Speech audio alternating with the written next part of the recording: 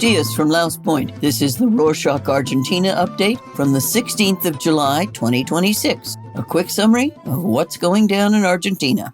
We must start with the monumental match that has had everyone on the edge of their seats. On Wednesday, the 15th of July, the Argentine men's football team pulled off another comeback to defeat England 2-1 in the World Cup semifinals in Atlanta. The emotional victory secures Argentina a spot in the final against Spain this coming Sunday, the 19th of July, at MetLife Stadium in New Jersey. The dramatic match on the pitch only scratches the surface of a deeply charged sporting rivalry that stretches back 60 years and reached its peak in 1986 when Argentina's legend Diego Maradona scored his iconic Hand of God goal and the legendary goal of the century just 4 years after the South Atlantic War. To ease the pre-match tension this time around, the British Embassy in Buenos Aires shared a mock internal memo instructing its social media manager on how to behave. The satirical document advised that if England won, they should celebrate elegantly, but if Argentina won, they must congratulate the winner and avoid pointing to non-existent conspiracies. While diplomats tried to keep things light, real-world military movements quickly brought the geopolitical friction back to the forefront. Just hours after the final whistle, President Milei's administration lodged a formal diplomatic protest against the United Kingdom. The Foreign Ministry alleges that the British warship HMS Medway transited through Argentine territorial waters without permission between the 1st and 2nd of July.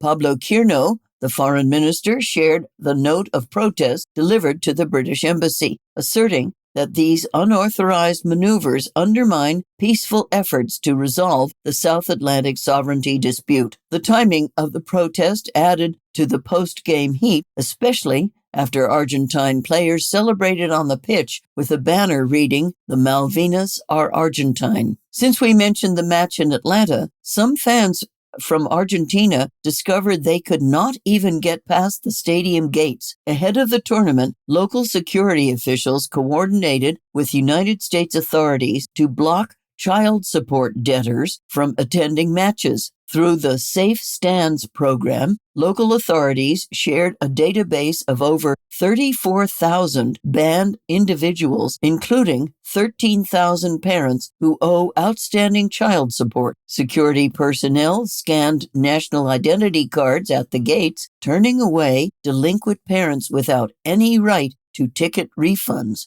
This domestic enforcement strategy has now expanded internationally to encourage parents to settle their debts. Before we move on from the topic of the World Cup, the high-stakes environment in North America has transformed the tournament into a deeply emotional experience for those living far from home. Writing for the independent media outlet Feet in Two Worlds in English, Vera Carothers explores this in her essay titled NYC's Argentine Diaspora Finds Joy and a Refuge in the World Cup. The piece follows local shop owners and immigrant families in Queens and Manhattan who find collective relief, hope, and connection at local watch parties during a period of rising economic hardship and intense immigration crackdowns. To read the full piece, check out the link in the show notes. Back at home, political leaders chose a moment of national pride to push for deep structural changes.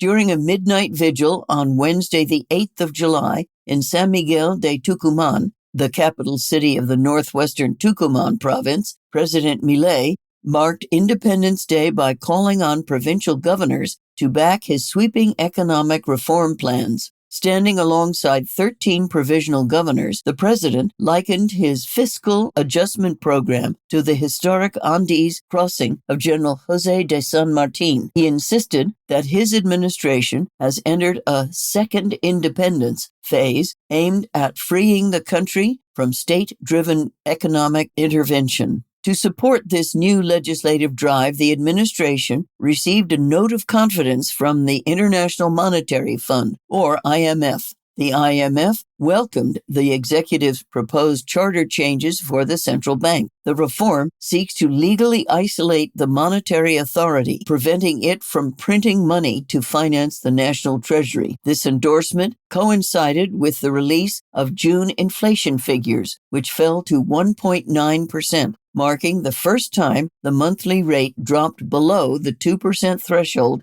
in 10 months. While dropping inflation rates bring macroeconomic relief, local families continue to feel the squeeze on the high street. Retail consumption dropped 1% in June compared to last year, marking 7 consecutive months of declining household demand. In response to rising credit card defaults, Jorge Macri, the governor of Buenos Aires City, announced a family refinancing program through the Banco Ciudad Bank. The initiative allows local residents with moderate incomes to restructure their overdue card and personal loan debts with a fixed annual rate of 35% over 24 months.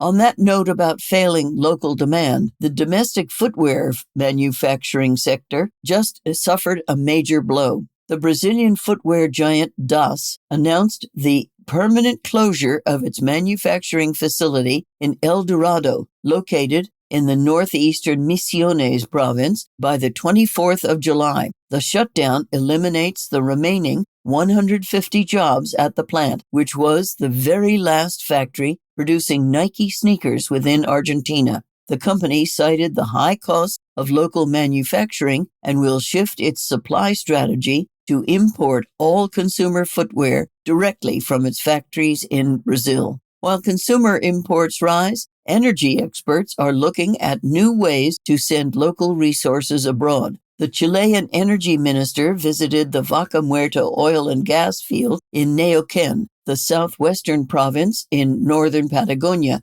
to propose using Chilean Pacific ports to export Argentine energy to Asian markets. Local analysts point out that while the project offers a strategic route to Asia, the plan faces deep bureaucratic hurdles and historical distrust. Chile still remembers when Argentina abruptly cut off natural gas supplies during a domestic shortage 19 years ago, forcing Chilean authorities to build expensive backup infrastructure.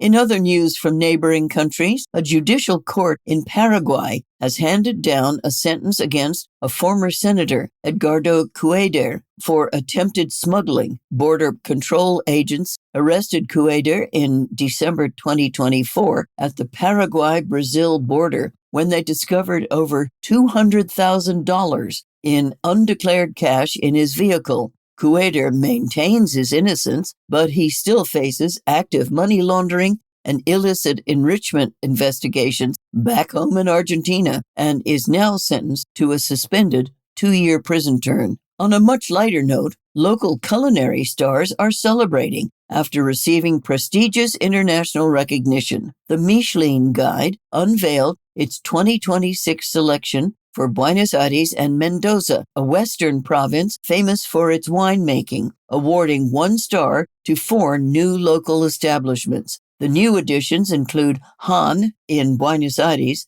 alongside Centauro, La Vida, and Cal in Mendoza. The director of the Michelin Guides praised the creative focus of Mendoza's chefs and the cosmopolitan styles in the capital, while the restaurant Aramburu in Recoleta successfully retained its elite 2-star status. Meanwhile, a legal victory in a Buenos Aires court has completely transformed animal rights law. A local judge ruled that 2 goldfish named Fede and Magi are sentient beings with legal rights. A national animal rights NGO, Jaulas Vacías, filed an abuse complaint after discovering the fish kept in a tiny 40-liter display tank outside a local sushi restaurant. The historic ruling officially moves the fish from being legally classified as objects to subjects of law, and the pair has been successfully rehomed to a massive 2,500-liter tank. To close this edition, travelers looking to explore the beautiful landscapes of the north have an eco-friendly option. Latin America's first solar-powered luxury train, the Quebrada Solar Train, is successfully operating along a 42-kilometer route in Jujuy, a mountainous province in the far northwest. The zero-emissions train connects 5 historic volcanic and Andean villages along the Quebrada de Humahuaca Valley, a valley with over 10,000 years of indigenous history. Local operators hope the solar-powered railway will bring sustainable tourism revenue to the native communities, allowing younger residents to remain on their ancestral lands. And that's it for this week. Thank you for joining us. Anything to ask or tell us, email us at info@rorschach.com. Nos vemos la próxima semana.